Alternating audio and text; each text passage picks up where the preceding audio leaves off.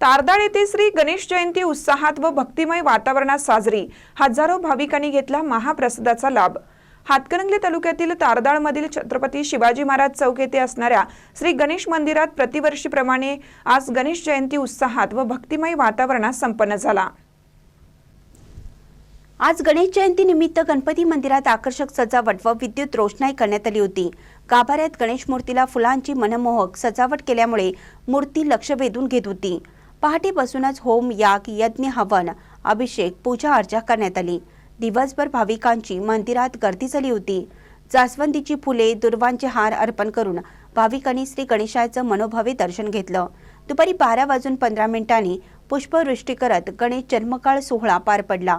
जन्मकाळाचा पाळणा म्हणण्यासाठी महिलांची संख्या मोठी होती। त्यानंतर महाआरती करण्यात आली। यावेळी महाप्रसादाचं आयोजन देखील करण्यात आलं होतं। प्रतिवर्षाप्रमाणे यावर्षी देखील महाप्रसादाचं नेटकं नियोजन करण्यात आलं होतं। दिवसभरात हजारो भाविकांनी गणेशाचं दर्शन घेत महाप्रसादाचा लाभ घेतला।